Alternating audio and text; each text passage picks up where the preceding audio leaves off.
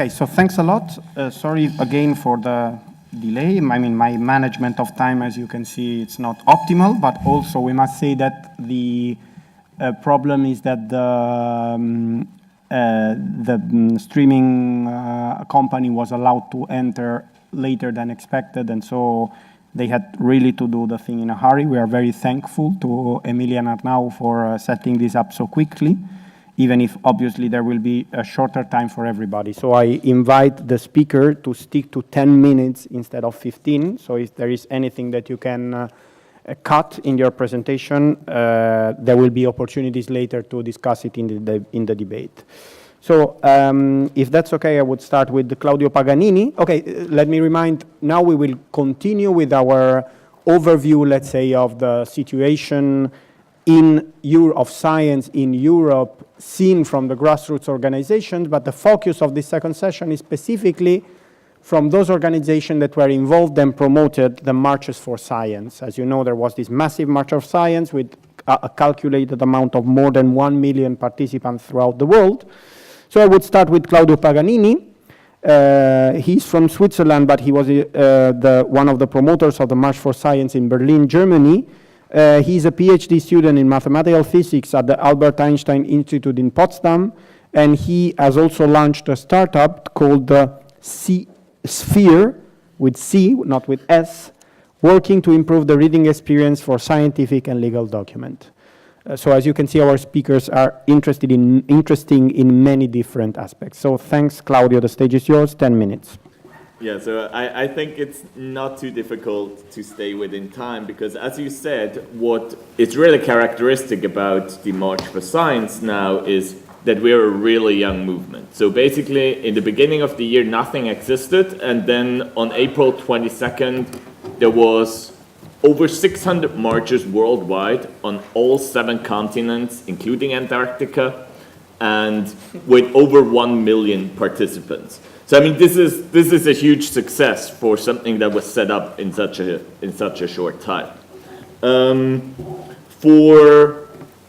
Of course, this 1 million participants also makes it the largest science-related global event in history. And I mean, it was particularly interesting that this was a demonstration for something, not against something. And still, so many people felt the need to come out to the streets and to show their support for the scientific method and for the scientific community. Naturally, due to the political situation, the center of the movement was in the US, where the movement was sparked. So the initial impulse came from the US, and also all the 15 largest marches were in the end in the United States. Nevertheless, there were quite some big marches in Europe as well. There were about 100 marches in Europe. And so we have quite a big community here that we will now have to see what we will do with in the future. Now, one very important fact about the march is that there's an estimate of about 10,000 volunteers who helped to promote and establish the march. And within Europe, that's probably something like around 1,000 people. So this is 1,000 people that actively got engaged for science. These are citizens, these are scientists, these are people from all walks of life. Now, why did we march for science? Now, when I was asked before the march, I usually had like 3 talking points I was giving. The first was as a message to society that science serves, that science is everywhere in their daily life.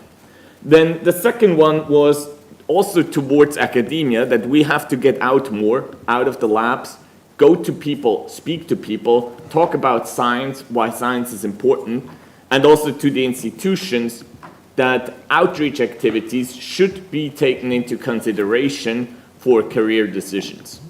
Now, and the third one then obviously was the international solidarity with scientists in the US, in Turkey, in Hungary, where there is governmental pressure on the freedom of science. Now, looking back now on the movement, I think there's another important issue. There is one reason I think why it was possible that such a global event happened, and also one reason why it was necessary, and this is the internet. Even though it was in 2013 when Angela Merkel called the internet Neuland, so which is essentially like new territory, and she got a lot of shit for it. But to be honest, when we look at the impact the internet has on society and on science, we have only yet started to see that. Before the age of the internet, fake news and pseudosciences were quite locally contained because simply the means of communication were missing. So you can think of it, we had the biological analogies before, that pseudoscience and fake news are like viruses. And this simply having this means of communication blocked was kind of like a natural antidote. So there was the barrier of the media that you could not get through with some shit. Now, the problem is with the democratization of the internet, these barriers were broken away. And now basically everybody can spread any information to everybody else. And this information is perceived to be equally valid by an average reader. Now, this poses a large new challenge to science and science communication, and I think this is also one of the underlying reasons why so many people around the globe really at the same time felt it was necessary to march for science. I mean, it's important that pseudoscience, this is nothing harmless. I mean, anti-vaxxers kill people in the end.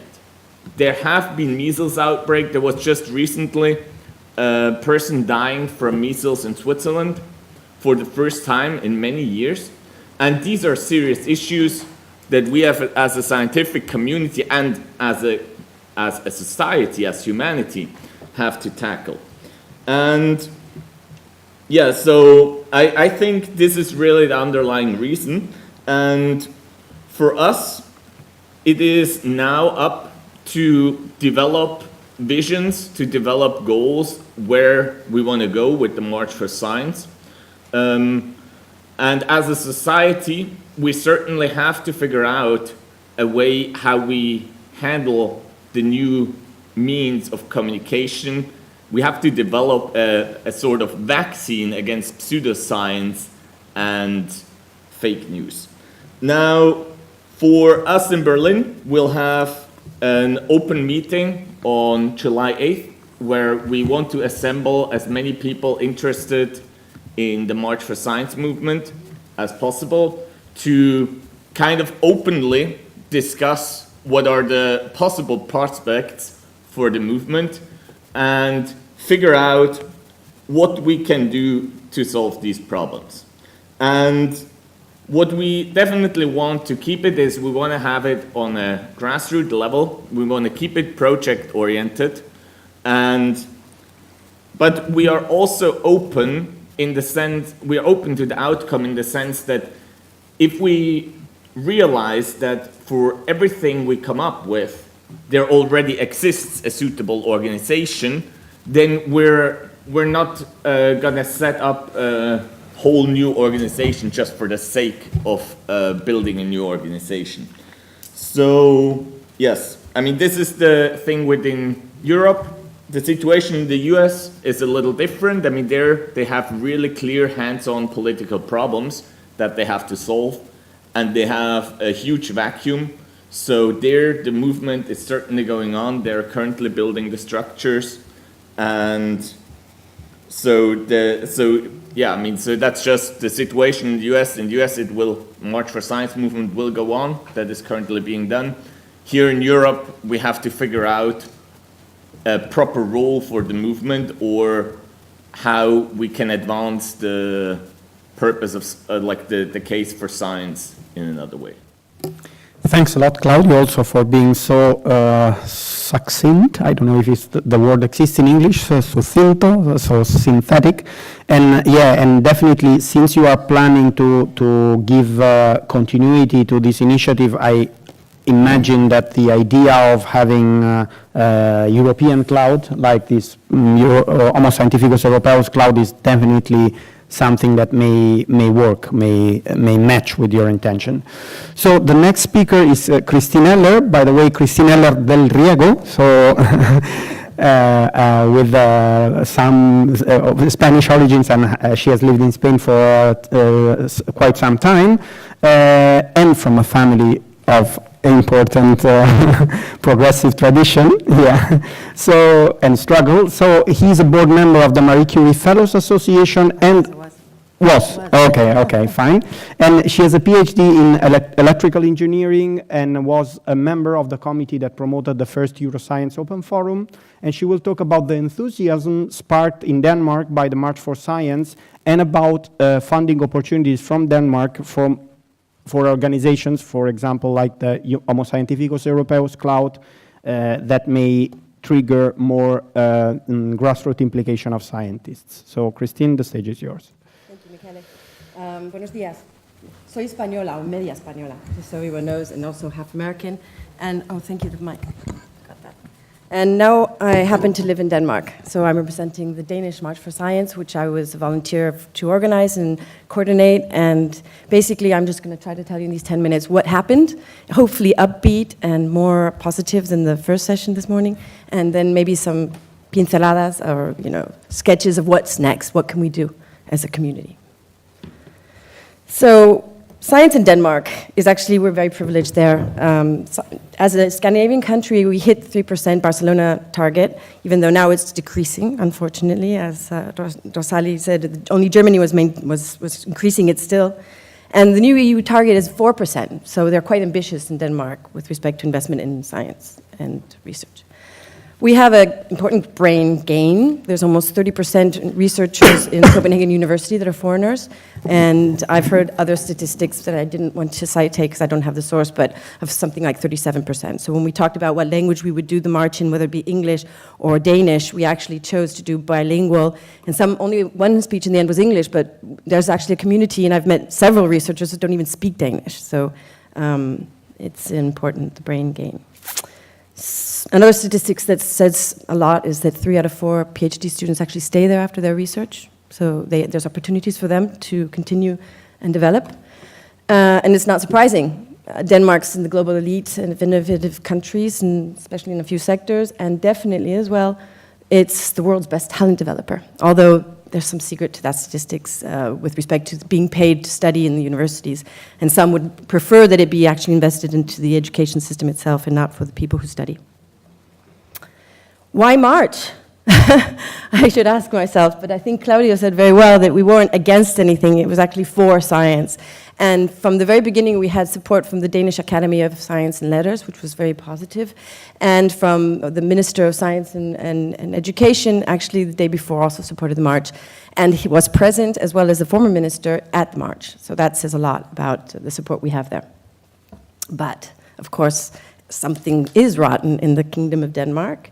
And now since last year, they're starting to cut 2% the investment in universities, which is a pity, and indefinitely, so we don't know. And of course, a lot of the soft funds that you could have for mobility or internationalization is actually being cut back because they don't want to dismiss professors, and it's a bit of a struggle. Fake and even junk news is appearing, and of course, that's, I think, worries all of us. Manipulation of data, reports, and even after the march, there was a scientific expert that wasn't allowed to go to Parliament and declare on an issue when another Minister of Agriculture impeded this, which is alarming for the Danes, and well, I think everyone, but particularly the Danes who trust their system. There's a lack of critical science journalism, and there's been a lot of superficial stories on science. This is going to be addressed this summer in June. There's a conference on science journalism organized by the Danish science journalists in Oysha. So if anyone happens to come to Copenhagen at the end of June, please join us. It'll be an interesting conference where we'll discuss a lot of these issues. And of course, the decline of the researcher's reputation, which one of the best researchers that spoke in our march said that was happening. And part of the problem is, as well, is the some of the cases of fraud that you hear about, or that research results change and then society no longer believes in them. And it's kind of this democratical deficit we have between society and scientists that's occurring.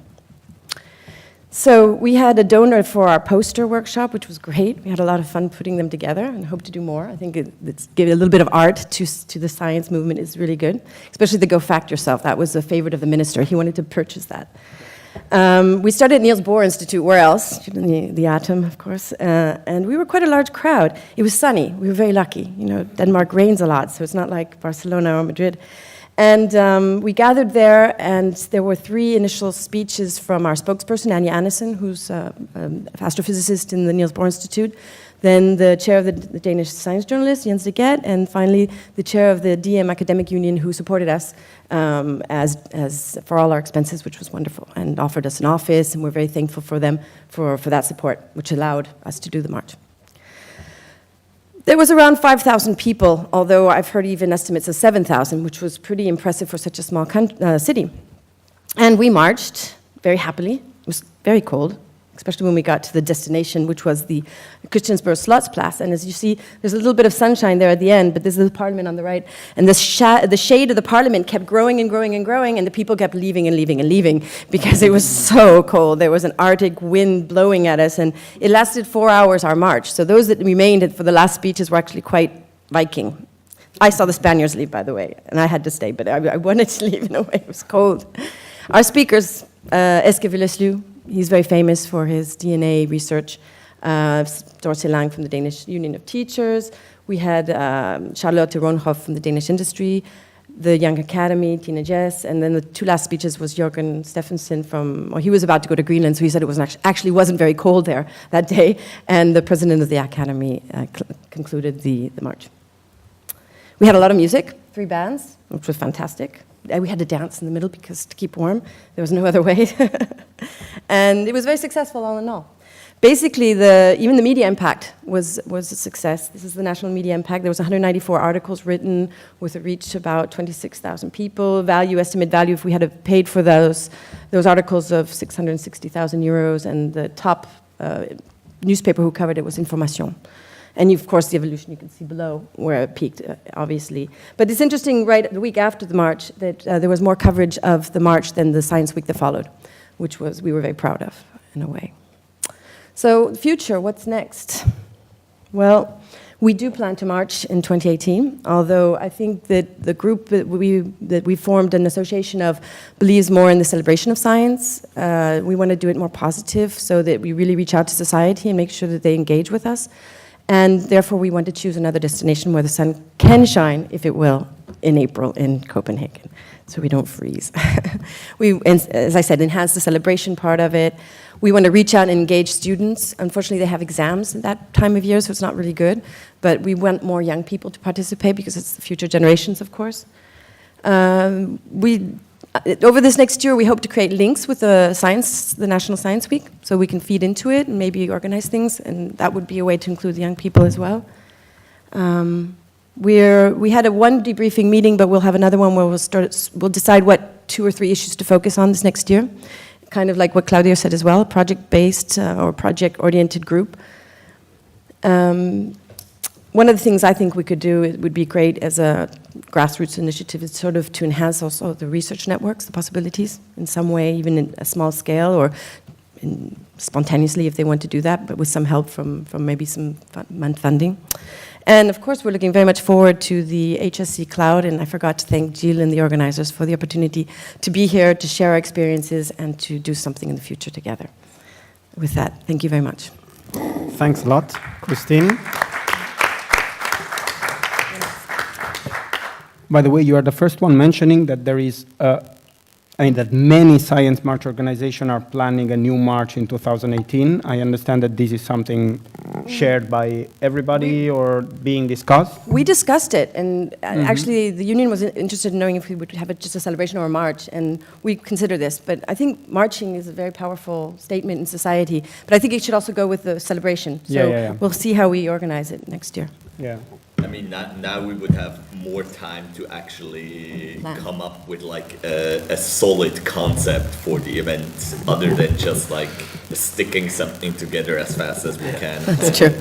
Get it ready on date. Okay, okay. Yeah, I'm saying this because maybe somebody in the audience is not informed that an important commitment of the March for Science was to not having it as a one last thing I didn't say is that we have created an association, so we're now a group. And that gives us a lot of advantage when asking for funding or doing activities and projects. So we took that step in order to get to be able to do the march, and that was important. So it's a March for Science. It's actually called March for Science Denmark, the association in Danish, and we'll see to englobe the whole country. It's a small country. There's no need to make them in different cities, but we'll see how we can develop this as we go. This next year as we go ahead. Okay, so next speaker, Yoran Beidelgrün. He is the organizer, among other people, with other people, of the March for Science Barcelona, and one of the founder of the Scientist Dating Forum, which is an association which I forgot to mention at the beginning is one of the, in fact, supporters and organizers of this event today. So I would like to thank strongly the Scientist Dating Forum. Without their collaboration, this would have been absolutely impossible. So Yoran Beidelgrün is a PhD student in drug delivery at the Institute for Advanced Chemistry of Catalonia. He is also the founder of the Scientist Dating Forum, which aims at bringing scientists together and foster education, debates, and engagement regarding how science relates to politics, economics, and society, and vice versa. And he will explain some of the actions of the Scientist Dating Forum in the context of science in Spain. Okay. So thanks a lot, Michele. Especially I want to start to thank Gilles Mirambeau for organizing this event, bringing us all together. Despite you had this problem with the leg, you had tough days behind you, so finally we are here all together. Really, really happy to meet you all in person. And not forgetting that, like the Scientist Dating Forum, as Michele mentioned, it's an organization I initiated last year, with the aim that we shouldn't forget that we scientists, we're also humans and we have human needs. So some pictures of our events.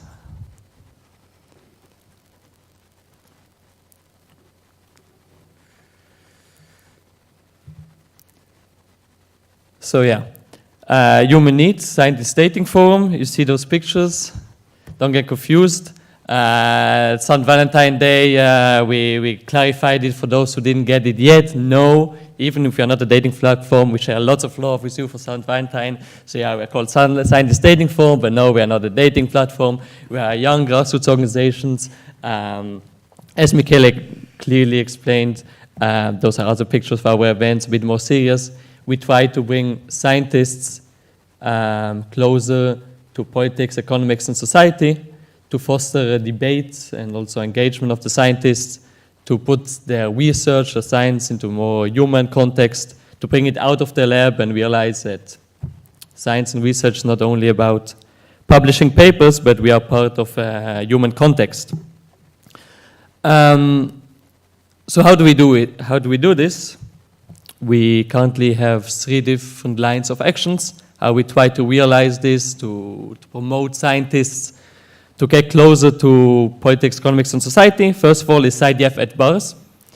So clearly, I mean, you see it also for the name. We try to be the most informal possible in order to motivate scientists to get out of the lab and do actions that they normally wouldn't do, that isn't in their curricula, because a lot of this happens during the evening or so on. Therefore, we started doing events in bars where we invite 3 speakers, make roundtable discussions, and then divide the people in different groups and make case studies about different issues that were discussed during the roundtable, trying to find solutions to the issues raised during the roundtable discussion. So we had so far topics about citizen science, women in science, or entrepreneurship in science. We only exist since 1 year. And then we continue with beer, so that's really important. What we also have is IDF Talks, which is a similar format like in the bars, however, in the Science Institute themselves. Because big issue with the events in bars is that only the most motivated scientists come there, those who are really interested in those topics, but our aim is to touch upon those scientists who normally don't really are passionate about putting the science into a more humanistic context. So therefore we go to the institutes and give there our events, our talks. It's more, again, roundtable and then a workshop. And 2 weeks ago, we started with the first IDF talk about science after the economic crisis in Spain, touching on many issues that were discussed here in the first session about the bad situation of science in Southern Europe and ways to get out of it. And lastly, our last pillars that we have is IDF for fun. And there actually we do everything the opposite way around. So we combine social activities for scientists like parties or excursions to like a fab lab or to a science and comedy show like FameLab, for example, together with social activities with beer and parties with the aim to create a community, a scientific community, linking together scientists which normally don't really meet, because this is for us the biggest issue as a researcher. We always stay within our lab. However, we don't have many opportunities to meet each other and get to know other people from the scientific community. So therefore, those social events. We also give talks and workshops at existing conferences, talked about science and democracy, how to pitch a research, about professional development of researchers, the topic of RRI. We're also one of our members moderated the session where also Rosina was there. Actually, she's in this picture. Here is Rosina. Yeah, so those are the main lines of the Scientist Dating Forum. In March, beginning of March, Gilles approached me and told me, Yoran, there's March for Science starting to happen all around the world. Scientists are mobilizing. Why don't you think about how you could contribute to a March for Science here in Barcelona? So I said, I don't know, we exist since 1 year, I'm Swiss, I'm strange, I'm not really connected to the scientific system in Spain. I don't really feel representing the scientific community in Barcelona. We can look how we can contribute as a Scientist Dating Forum to a March for Science, but yeah, I don't want to take over this responsibility to build a March for Science for the city. Especially also because, and I will go quickly through this slide, there are many other grassroots organizations here in Spain which focus especially on labor rights of scientists, making to ameliorate the situation of scientists. The situation of science in Spain is similar to the one in Portugal, a bit better than in Greece. Low investment into R&D. Few of the proposed budget for R&D is spent. Finally, big brain drain. So also there's no specific science ministry. There's a Ministry of Economy and Innovation, etc., but there's no Ministry of Science. The labor contracts and conditions of PhD students are really bad. Salaries are low. The matriculation fees for PhD students went up, I think, a factor of 2 or 3 in the last years. And there's high unemployment in Spain. So most of the March for Science in Spain, in Madrid and Sevilla, they went to the street to protest for more labor rights, etc., of scientists. The Scientist Dating Forum, our aim is more to create a dialogue between scientists and politics, economic society, and we are not focused really on the situation of the scientists in Spain. Therefore, we hope that many of the other organizations here in Barcelona or grassroots organizations which exist would maybe step in. There are various here in Barcelona, and it turned out that no one really was planning to organize anything for March for Science because they didn't really see the importance, so it's more a phenomenon of USA and not really something important for Spain or Catalonia. So we had a meeting with the Scientist Dating Forum, and what we actually realized is the Scientist Dating Forum exists since 1 year. However, we've contributed significantly to community building here in Barcelona. Since 1 year, since we exist, 80 persons from over 50 institutions have been involved in our team.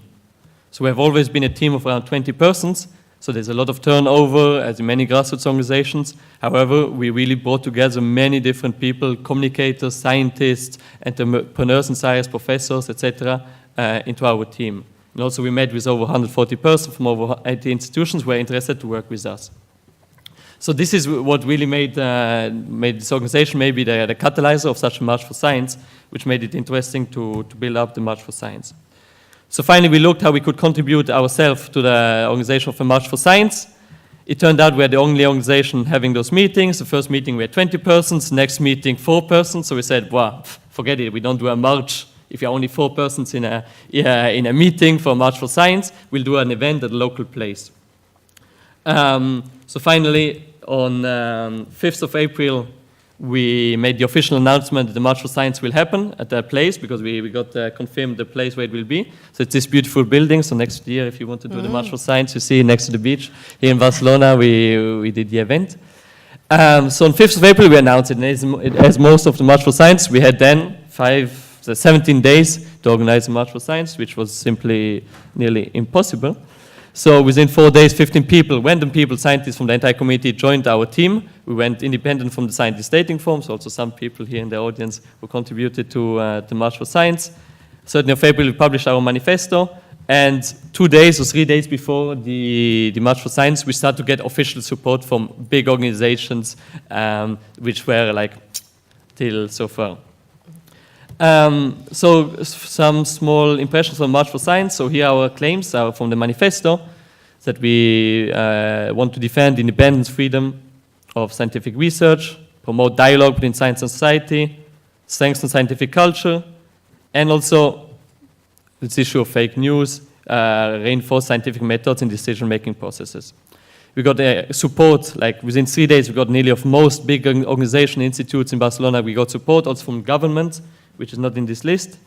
And the March for Science in Barcelona was finally not a march, as I commented. We are 600 people. It was not a conference, it was also not a festival, it was a combination of all. As you see in the next pictures, we had on stage, we had a podium discussion on the science role in political decision-making. So we had political scientists, some scientists involved in science advisory, journalists, and people working in TV and for science. We had also science show, funny science news, science and poetry. It was the Earth Day, so we had Earth Day activities. So we made before an online photo competition. We had a Earth Day trivia, so interactive trivia. We had experiments for children. So as I say, it was not only a march, it was everything, a festival and a conference. With food, music, and entertainment. So it was really like 4 hours, which people, family, and scientists enjoyed. There was live streaming also by Emily Girald, and the newspaper, also there was high press coverage about the March for Science. Also Science reported about our march. I go quick, I'm finishing. Michele, give me 1 minute. So we got 30 seconds. We got high support. That's a team, incredible team. As you know, to build up such a huge event, you need motivated people, young scientists. We have to mention about 80% women were in our team. That's very interesting. So the March for Science was organized mainly by women. We did crowdfunding, so we got most of, around 60-70% of the money for the March for Science came from crowdfunding. It's more expensive to do an event at a local place because we also need the techniques, food, etc. And post-March, how do we continue? Now the interesting part. So we had a post-March meeting with all the organizers of the March for Science, and we agreed that it makes no sense to make a new organization. There are various organizations already here in Barcelona, and they need more of those volunteers didn't help to promote the activities. And what we decided is to include in Scientist Dating Forum a new line. So currently we always focus on scientists to promote, to create this critical mass of scientists who are ready to open themselves, to go out to the public, to go towards politicians, etc. And now we will create a new focus, which is actually where we organize events focusing on fighting alternative facts, pseudoscience, etc., creating more evidence. And we will address those events not for scientists, but this time for society and politicians.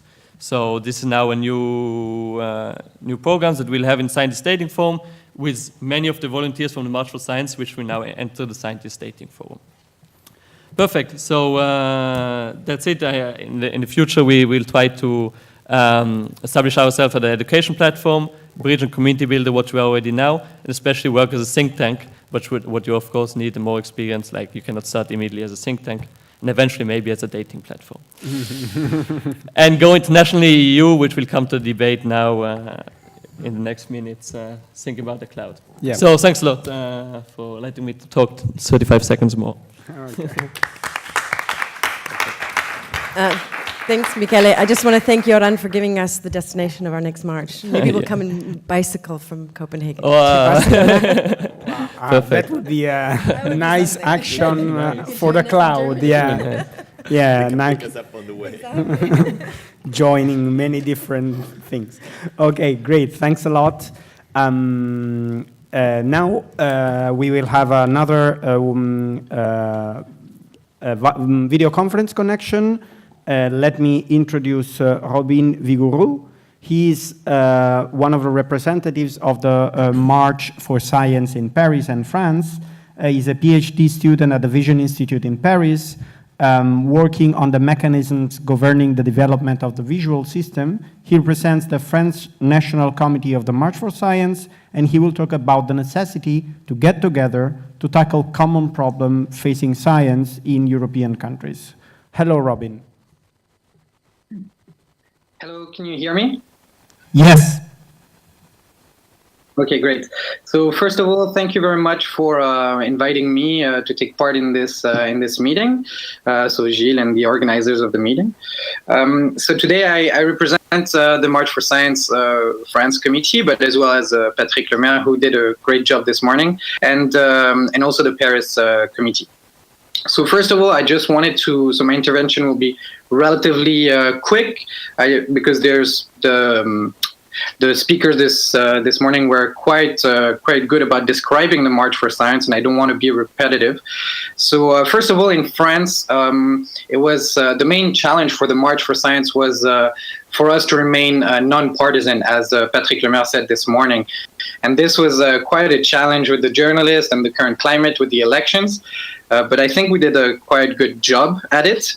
And also an aspect of the March for Science that was not particularly alluded to was that it's really a bottom-up organization, and that it's citizen-based. So within our committees, as you can see, we have researchers, active researchers, we have students like myself, we have representatives from the scientific community, such as scientific mediators and educators. And so this diversity within the March for Science committee was, I feel, really enriching and really helped us to create a movement that was both positive but also incredibly diverse. And I think that's why we also assembled so many people.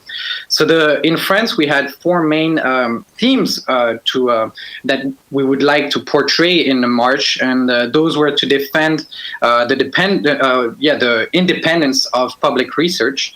We wanted to promote dialogue between the society and the scientific community. And we wanted to integrate the scientific culture within the society as well as within our government. And as Patrick Lemaire said this morning, the scientific culture within our government is an incredible problem currently. So the march was an incredible success in Paris as well as in France. We had more than 22 marches in France and in the countries surrounding. We had approximately 12,000 marchers in France and 5,000 in Paris. And the incredible support from national agencies as well as unions was kind of historic in France, because there's historically been a dichotomy between the two that shifted their opinions. But within the March for Science, we reunited all these fronts on common themes that everyone was implicated with. And so now we're kind of dealing with the aftermath of March for Science. And so how do we maintain this dynamic? And so I feel like the speakers just before were really good at explaining what they're going to do next. And I'm really excited about the open meeting in July in Berlin and those actions. Currently in France, we're still in the process of meeting and to organize a joint effort for the March for Science and the aftermath of March for Science. One of the things that we want to implement is an open book. So an open book or a white paper would be an interface where people could implement ideas on the way that they would like to revolutionize science in a way, or integrate scientific ideas into the society. And so I just want to discuss with you today three main pillars that we would like to incorporate in this open book.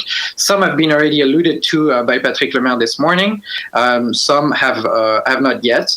So the very first one is the idea of public funding, and we've heard a lot about it this morning with GDP and percent of public funding going to public research. The main issue also in France is the idea of PhD relevance, or the significance of the PhD diploma, which is a very national issue rather than a European one. And so this we want to make one of our main pillars for the open book that we could address in the future to our government. The next idea that we would like to put forward is the idea to reconcile what is meant by innovation. So project-driven research and project-driven funding leads to a bias in research, and a lot of the time leads to this dichotomy between fundamental research and applied research. And we think that it's really important to reconcile with this idea of project-driven research and implement long-term funding possibilities. So that's the second pillar. And the third pillar that's in the works will be the implementation of scientific communication or scientific mediation in the role to implement this or implement scientific ideas and integrity in the society. And so this will perhaps come in the form of institutionalizing scientific mediators in individual institutes, so research institutes, or within government as well. I just want to conclude by saying that we're quite optimistic and enthusiastic about the HSE Cloud, because we really believe that collaborative effort is required to address some of those larger issues that I alluded to. But we think that it could be quite helpful for some of the struggles that we have, and some of the struggles that Europe will have to deal with, especially with the Brexit that we talked about this morning and the austerity measures that have had issues in Europe in the last few years. Thanks a lot, Robin. And one more time, I would like to thank Telapolis, the company by Émilie Girard and Arnaud Giral, that is really providing a wonderful service, even if it's under a big pressure because of time, the time that was given to them to allow this. I take advantage of the fact that there are so many people from many different countries to express my admiration. It's one of the best companies I've ever worked with in this field. Yeah, so now let's move to the debate. So first, I mean, we have kind of an agenda of questions that we would like to throw out about building the HSE Cloud, but if there's any comment, remark, question on this round of interventions, I would leave the space and time to provide them or ask them. Otherwise, we can... Any comment, question, remark? Okay. I have one. Please. Yeah. So, because I want to know how it was in Berlin or Copenhagen, like who organized the March for Science? Because you say there are already, like in Berlin, there are already many organizations existing already, associations. So what was the role of those organizations? Also the same in Copenhagen, or why did you create a new association? Or was there like conflict of interest? How did you live this? Well, I mean, in Berlin, we're not an organization. It was just a more or less randomly assembled team by whoever stepped forward, and it was really, I mean, we're a big team in Berlin, just to be clear. I mean, this is not like a few people that were doing this work, and it was from all walks of life, really, though mostly with an academic relation, so either working having worked for a university or working for a university or in active research. Okay. But the existing organizations, the associations, are they like in Berlin organizations we present scientists or science-wise or promote science communication, science policy? Well, I mean, so every institute has its own science communicator. Like every Max Planck Institute has at least one person who is responsible for science communication. So like even our institute, we only like 80 to 100 researchers, max.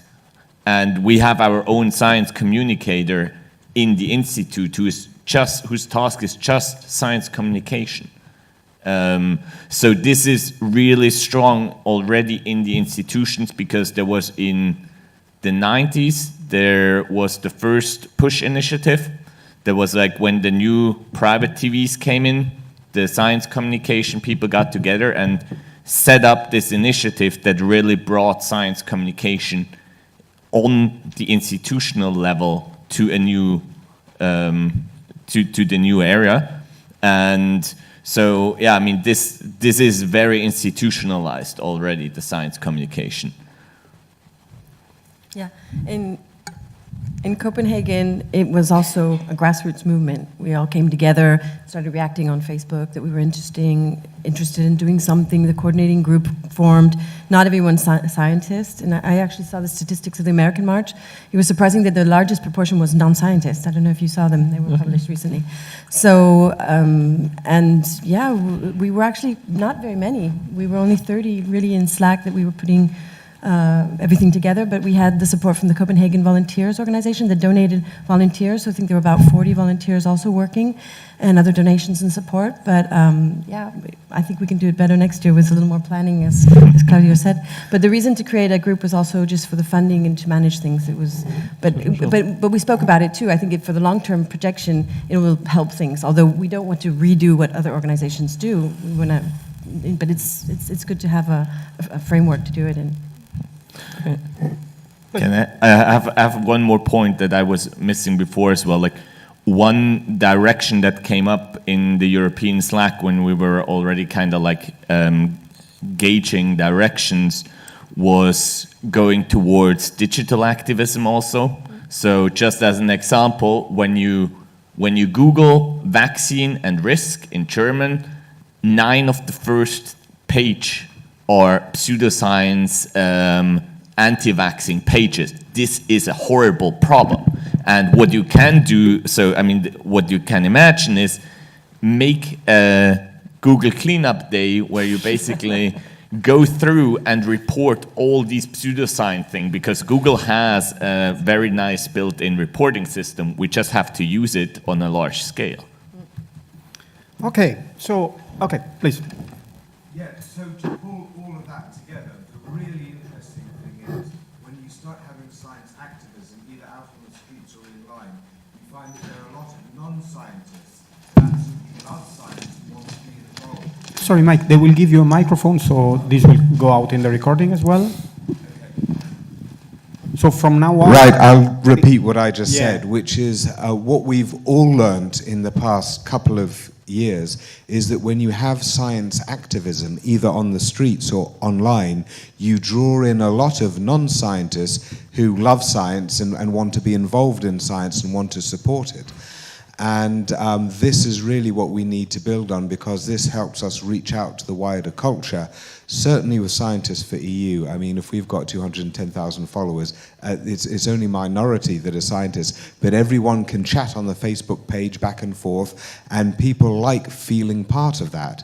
So I really like, Claudio, your suggestion that you then go on and take this to actually engage in some online activism, because we recently had a series of debates and issues in the UK where a similar thing about Google searches came up to do with fake news. So how do we start harnessing this interface between the scientists and those who are interested in science, and start having some fun with it and really targeting some areas and make it a cultural push that's inclusive? Great, great. I see that ideas are starting to pop up that could be something on the agenda of a pan-European organization. Patrick? Yeah, I wanted to stress again the connection between science and journalism. I think this is really fundamental. And in one way, we should thank Donald Trump. The reason for that is that he shifted the emphasis on science from innovation to something that is key to democracy. that scientists are here, and what makes them valuable is the fact of relying on facts. And this is exactly what journalism, well, good quality journalism is about. So any further development of the March for Science, I think, should clearly involve journalists and also include some sort of thoughts about why is scientific journalism in crisis? Because that's exactly what's happening in France. I mean, if you look in major newspapers 20 years ago, you had 5 to 10 science journalists on board. Now there is 1 or 2. So this is really important if we want to actually reach out to society, is to involve the journalist and to really say science is not only about innovation, which is always what you keep on hearing from the government. Science is about whistleblowing as well. And that should be kept, that should be at the forefront. As a journalist, I totally agree. I cannot express how much I agree with this. Okay, so we would like to have make this debate as workshop-like as possible. So I would like to throw questions to the member of the organizations that have joined the event, not only on the table. Now it's like we were on a big round table, even if some of us are above. It's not metaphorical. So the question is, do you think that there is something that the others organization you have maybe met for the first time today could provide to you in terms of support, help, joint project, or something that you could provide to the other organizations in terms as well of support, ideas, role models, experiences that have been good and that you would like to see repeated in other countries? Whoever wants to start is welcome to do it.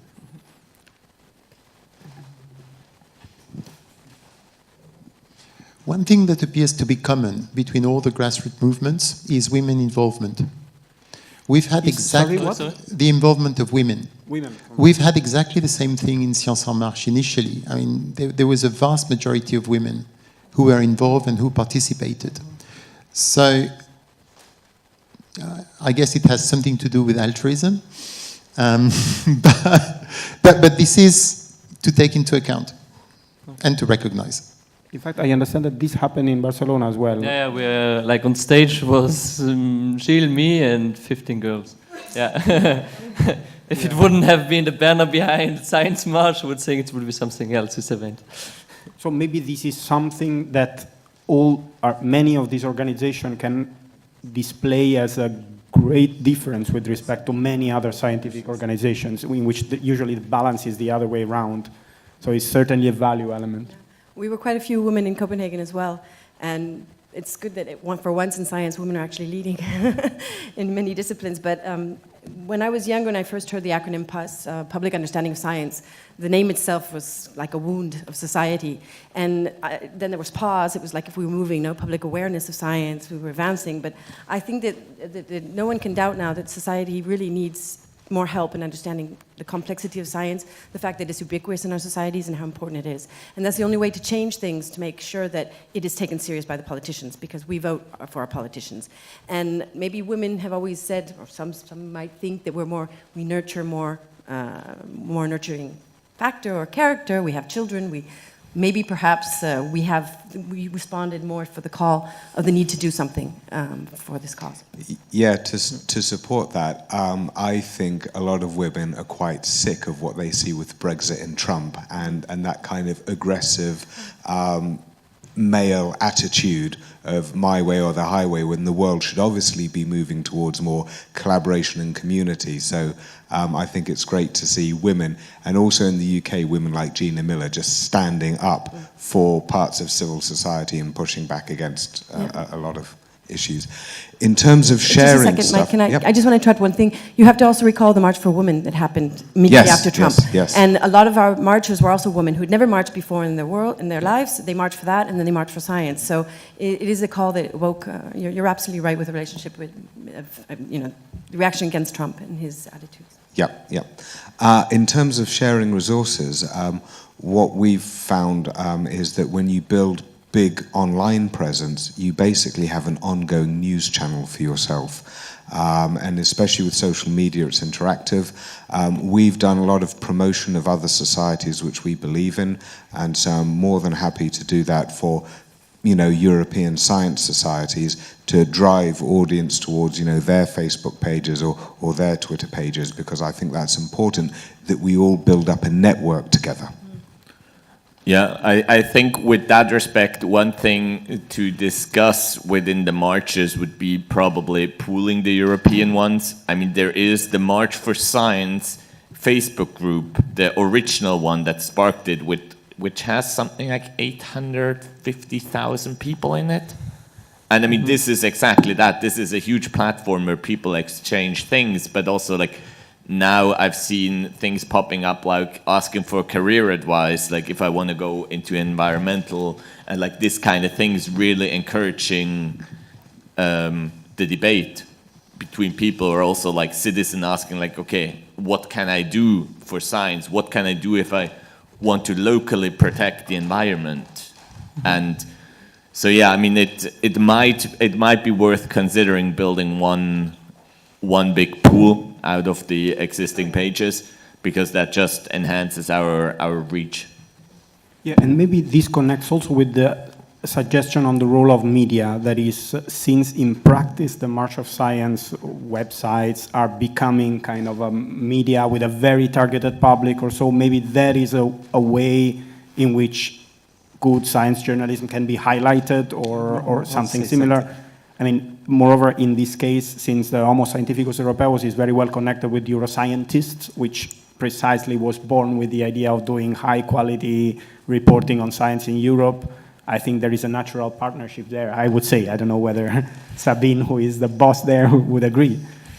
But I think it's very remarkable, this idea that these are media. I mean, they are like one more media, and so they should be, yeah. Please. I mean, obviously, Okay.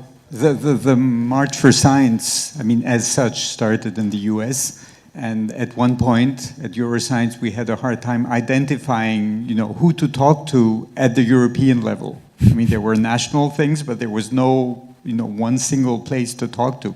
And for instance, EuroScience was ready to support the March for Science, but we ended up supporting the March for Science in the US and not the March for Science in Europe, because we would have to support marches for science in every country in Europe, and that's sort of beyond our capacity. So there is a real need for coordination.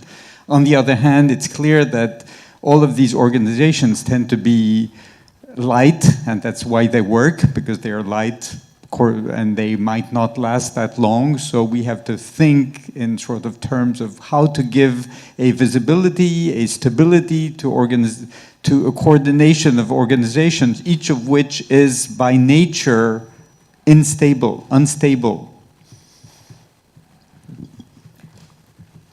So I think Kristine and Mike had something to say. I'd just like to say something that I'm, as having been an active member of EuroScience and the board, etc., for many years in the Mercury Fellowship Association, one thing that I find fascinating about this initiative of the grassroots for the March for Science is that it really is self-organization, as Gilles pointed out in his introduction. And the problem is, yeah, there is a need for a structure, and we've discussed that, but you also want to make sure that you keep this flat sort of grassroots spirit alive so that anyone can have a voice. And the problem of the stability, if you structure too much, is that you lose the power it has of being this very important movement that we're seeing around the world.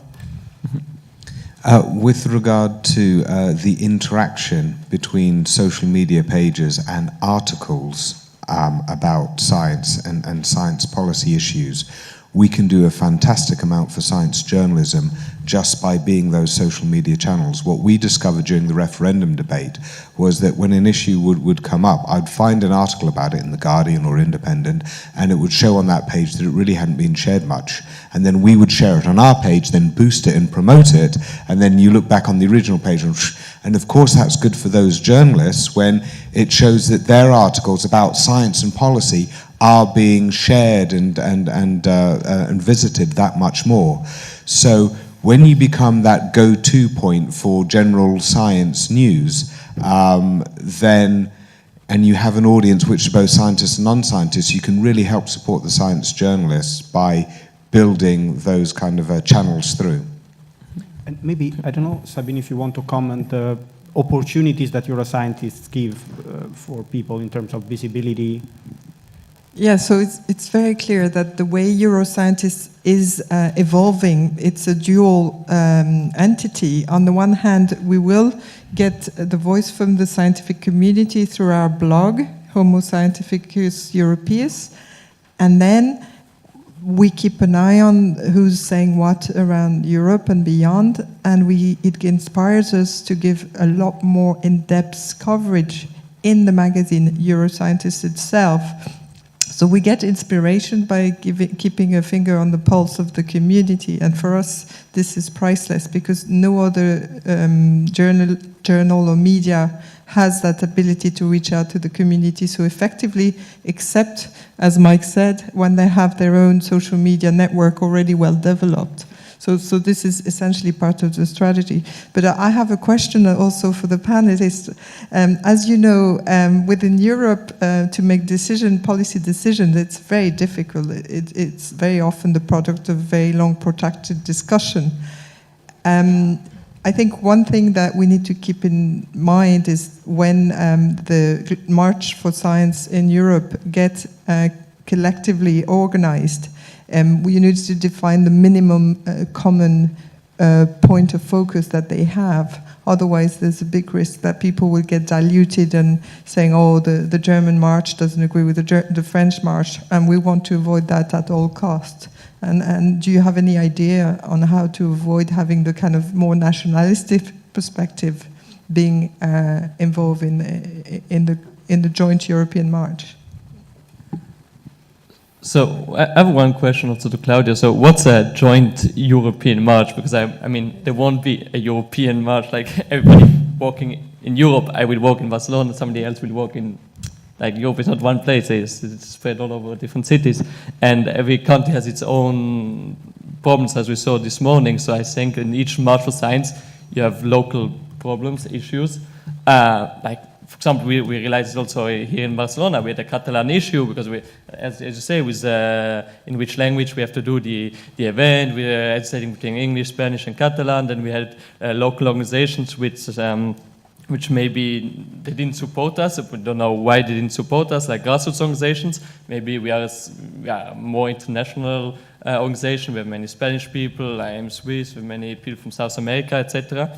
So why was there no coordination there? So we have here those issues, and there were still between Barcelona and Girona and Madrid. There were we didn't find a common ground. So there were different interests between the three cities in Spain. So now in Europe it's more complicated. However, what I totally agree is that what nice thing is to create a community and a pool of many people where we can reach out to many people, because now we have the Facebook page of March for Science Spain or Barcelona. You have 500,000 people there. That's perfect. And this is also the aim of the Scientist Standing Forum, to create a community, a critical mass of people. Therefore, those pictures in the beginning of my presentation, it's not just to have fun. I mean, the idea is really to bring people together, and then together you can do some serious stuff, but it's simply an action of 2-3 people. You won't change the world like this. So it seems clear that one ground of common collaboration is in communication. So both in, let's say, content curation at the multi-level, national level, but also shared level, and also in terms of communication between the different platforms to facilitate interchange. This is certainly, I would say, okay. Please. Yeah, no, of course I don't think there'll be a March for Science Europe. I mean, I don't think that's the idea either that Claudia has. I mean, the creation of the Slack group is great because Slack was fundamental in the Danish group, for example, getting together and organizing. And I think that the European initiative they've taken is fantastic, and that will allow us to communicate. But if anything, the HSE community in cloud that brought us here is really the framework we should think about working in. But I'm more optimistic in a way. I guess it's not a surprise that Madrid and Barcelona don't get on well. But I actually feel when I listened to the other talks this morning that there was a lot of common ground about the march and the diversity of our group, the fact that we were nonpartisan, the fact that we really wanted to reach society. I mean, the most important aims and missions that I didn't go through for lack of time are I think they're the common denominator, and I think we just have to focus on that, and there won't be differences, hopefully, Sabine, between nationalities or groups or cities. There shouldn't be if we keep, we have our common cause and we keep our focus on that. Maybe Claudio has a perspective on this. Yeah, so I mean, this was clearly what our intention is to, or like from my point of view at the moment, the goal should be to facilitate exchange between the different active groups, to transfer activities when you have an idea for an event that works at your place, set it up at the other place. When you have a communication initiative, kind of like boost each other to increase the range. So that was the initial thought behind it, and then maybe also as this idea with, for example, digital activism. Then of course this could be then joint activities where all the marches in their countries simultaneously push something to be done online. But yeah, it should be. I mean, it will be a local thing, and I also think that the common ground is huge, and especially since, at least in Berlin, we've discussed whether we should also be about the inner workings of academia, kind of criticize does the peer review process work as it does? Are the scientific careers fair? And we deliberately decided that this is not in the scope of our march. Our march is about communicating. It's about the connection between science and society, and the standing of society, of science within society. And I think on that ground, I don't see, if we operate on that ground, which I think everybody shares in the marches, then I don't see how national interest should come into play there. And provided that it is clear that this thing that we have called Homo scientificus europaeus cloud, but may have whatever, I mean, I don't know, it may have another name, or etc., could somehow focus on this task. So communication between the organization and also, let's say, triggering communication to the broader public from grassroots scientists. Is there any other aspect that you think should be on the agenda of a similar organization? For example, there are recurring subjects that have appeared in all countries: funding, scientific career, and scientific jobs or so. Is there anything? Do you think that with the communication part it is enough, or is there a necessity of a stronger alliance, federation, or whatever between these groups that would help? Doing some lobbying, for example, pushing some subjects. I don't have an opinion on this, I'm just asking. Okay. Well, I mean, self-organization, we'll see. I think we're developing it right now. And another thing is, well, the communication aspect of science, the lack of science communication. The first initiative is in Copenhagen in June. I think maybe we should invite all the marches of Europe to come, or journalists at least, to be there and be present, because this is a great opportunity, and it could be one of the first steps we take. I think the issues like, vaccination and many other issues that are climate change that are bothering now, that are a problem or a difficulty that we have to find solutions to communicate and to overcome as a society in general, will come up naturally. And that's why we were going to focus on maybe 2 or 3 topics for 1 year, and then maybe we could agree on those topics at a European level and tackle them one by one. Yeah, well, for example, one thing we're thinking about right now is doing like a science-o-meter for the general elections in Germany. And then, I mean, eventually, if we have this set up with how we do it, this can basically, if we set it up correctly, this can be copy-paste to any country. So like, but would have to be kind of a scientific debate between the candidates, you mean? No, it would be more kind of like look into how science how aligned with actual scientific results are the party programs. Do the party programs respect scientific findings? And of course, also to some extent, do the candidates advocate for scientific funding? Okay. So we have Rosina and Patrick. Yeah, I was wondering when you were asking which tasks could this association develop, if it would have sense as well to include some training for methodologies to build co-creation platforms where we can co-decide the governance of research and innovation with other stakeholders outside the scientific community as well. So I'm meaning responsible research and innovation or open science, these methodologies that we are starting to see around the globe, and that could be perhaps this would go along the lines of making this organization, let's say, less volatile or more stable, not by formalizing them, but by providing them experience, maybe by people that have a long experience in co-creation, kind of constructive activism or whatever. So not entering the shape they have and the legal shape they have, but just providing them knowledge of how to do things. You know, of the new not reinventing the wheel. I mean, we are in the digital era, and we are realizing that some scientific communities are already changing fast the way research and innovation is developed. So it would be interesting to pick up these successful stories and to share the methodology so that other communities can also take them in. And this is what the Commission is calling responsible research and innovation, but it can be called in different manners. Okay, Patrick, the mic.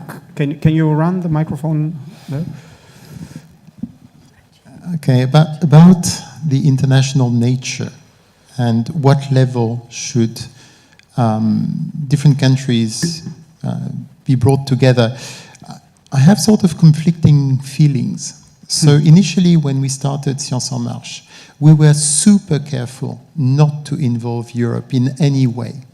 And the reason was that whenever we were asking for funding, if the idea was to say, well, this is true everywhere in Europe, then of course the government would immediately say, well, ask Europe then. Don't ask us. So one has to be very careful about the wording. If it is to go into some sort of positive spiral, saying, look, Germany increased their budget by 35%, we're going to be lost if we don't keep up. And if at the same time the Germans say, well, look, they're trying to keep up, so we have to increase more, then that's fine. But there is a risk that it goes into negative spiraling as well. Now, there is one thing that hasn't been evoked during the discussion, which should typically be something international, and which is the protection of scientific data and the protection of scientists. And this is really something that we would like to push forward in France, I guess in other countries as well. And this is typically something that is supranational. So you've all heard about the data refuge things. So what's the status of scientific data? Do they belong to one country? Do they belong to humanity? And how to enforce their protection. In fact, this will be a subject of partially of this afternoon's discussion and also of the webinar organized by the Marie Curie Alumni Association and EuroScientist on Wednesday afternoon. But I took note of this very important point. Yeah. So, only maybe Gilles had something to say or not? Okay, so please. Yeah. No, I just wanted to answer and replicate Patrick what he said. I think it's important to keep it national as well for two reasons. One is funding, because as you said, if you take it at a European level, you dilute the importance, and also the cultural diversity. I mean, it's not the same Denmark and Barcelona, and that's something we should enhance and thrive to develop, because this thing about the language, it's very important, but if you really want to reach out to society, even in a country like Denmark where most people speak English, you still, and my colleagues had a point, it's still important that you speak in Danish.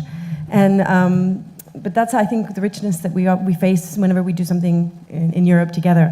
So I think we should preserve that and cherish it.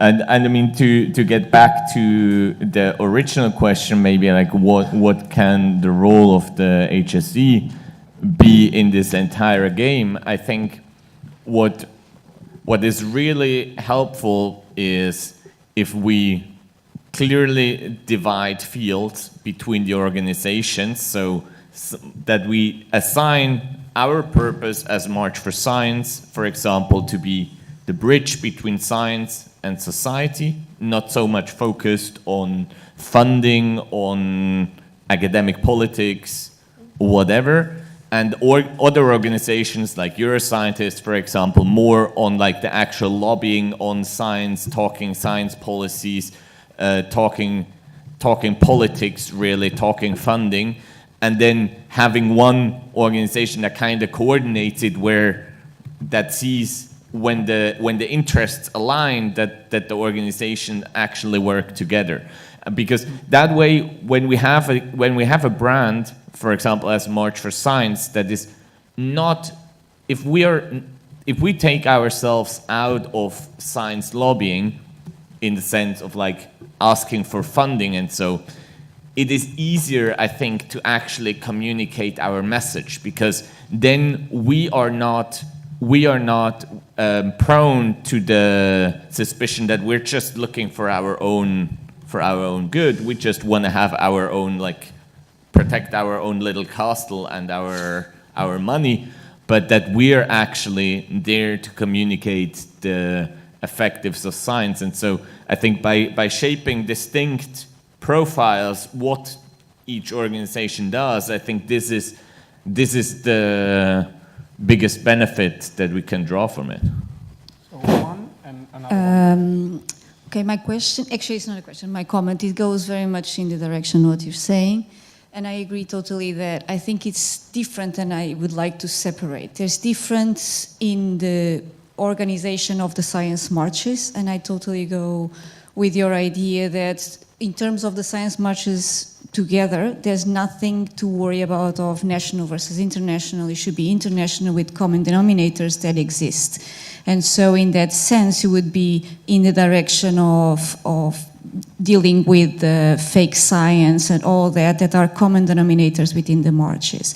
I think the issue that I'm having now, and I would like to discuss, is that I don't know then how we do just this for the cloud, because these, for other issues that we would like to put together organizations, we are going to have this issue of national versus international. And so I don't see a problem for the organizations of the marches, but I do see with other issues that we're probably going to talk in the afternoon, say research integrity or open science, intellectual property, copyright, all that. And so that's a question to think ahead. You mean that in these areas there may be some disagreement, let's say, or some, okay, I see. Yes, I think this issue of national versus international, I don't think is a problem. I totally agree with Claudia. I don't think it's a problem for the organizations of the marches and having a common base of all the marches and something that is together for a common good, let's say.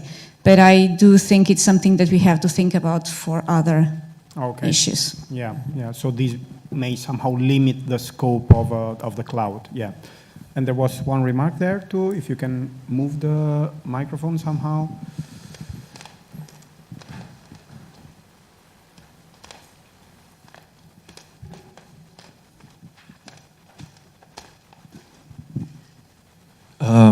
One question to the organizers of the local events. So how challenging was it actually, and how important is it in your eyes to include senior scientists or even group leaders, institutes directors, I mean, in this initiative? So I think to have a strong voice, it's very important to have high-level researchers there. Of course, for the amount, it's good to have young researchers, and I guess most of the people have been young researchers.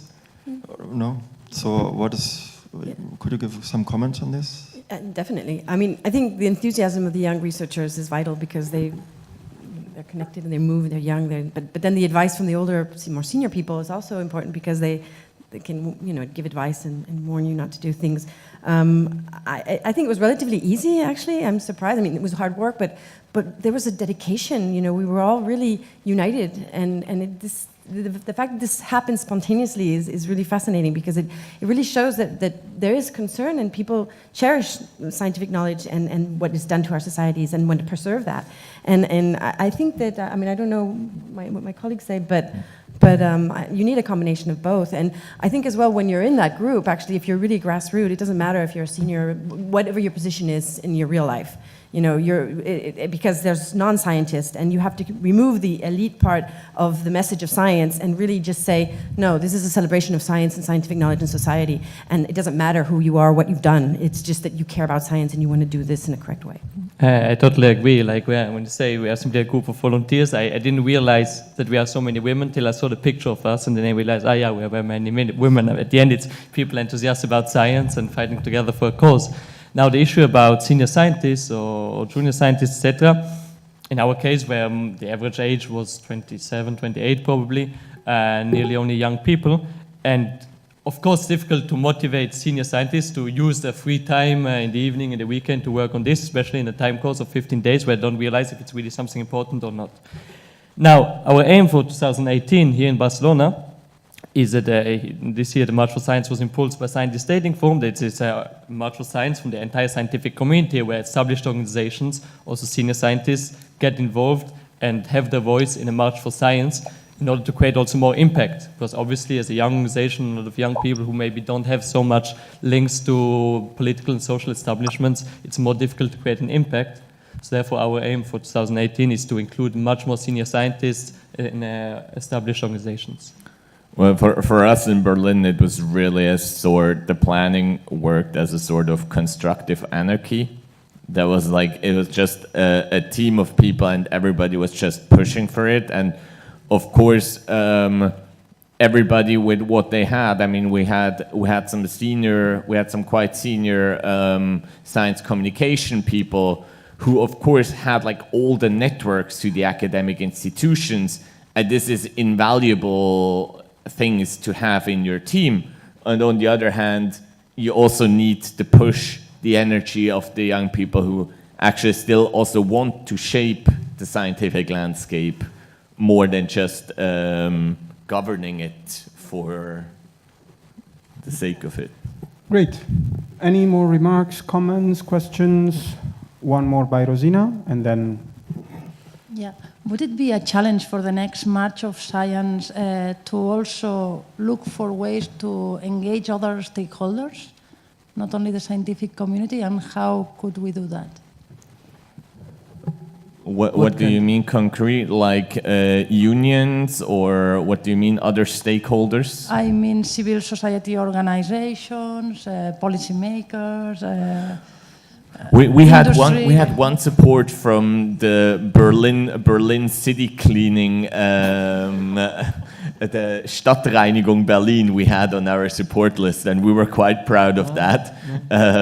But we were too late. I mean, that was clearly we would have liked to have a more broader support list. So it was extremely heavily dominated by academic institutions. Having more civil institutions would have been clearly in favor.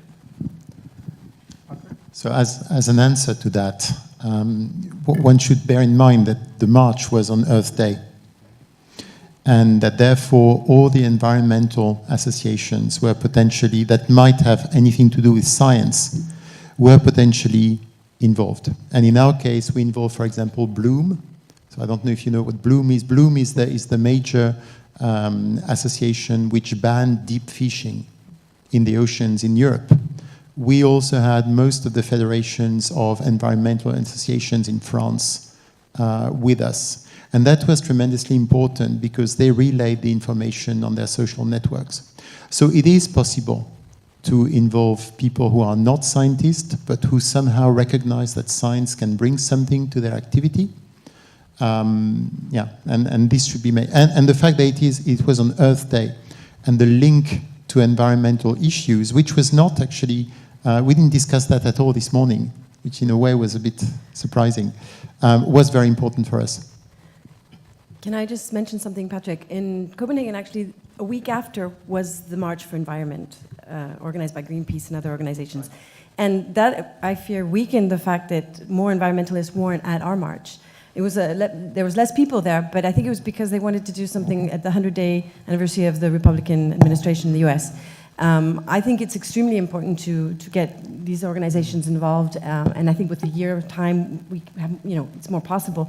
But we also have to be careful of some of these organizations that might have other agendas than really. Well, interestingly, actually, what we had both Greenpeace, who was sort of sympathetic, and the Atomic Energy Research Institute on board. I mean, just the last one, really being very careful on those, especially Greenpeace, who have not exactly scientific standpoints on issues like GMOs, for example. So I think, especially the environmentalists, it's great as long as they are science-based, but there is a lot of pseudoscience going on in these organizations as well, and we have to be very careful from partnering with these organizations. But that's precisely why we should partner with them.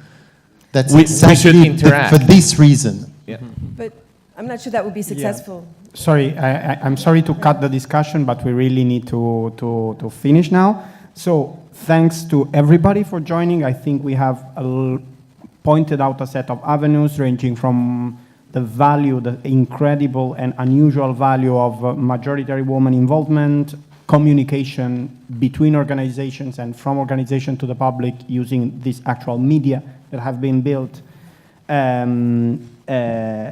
involvement of science journalism, sharing experiences like scientific assessment, training, protection of data, and of scientists, and also things in which maybe we should not go into, or you should not go into, the cloud should not go into, like maybe too much lobbying, or be careful on certain kind of relations.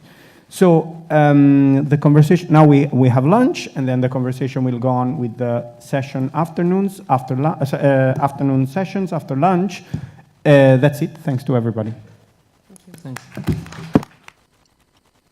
Thanks.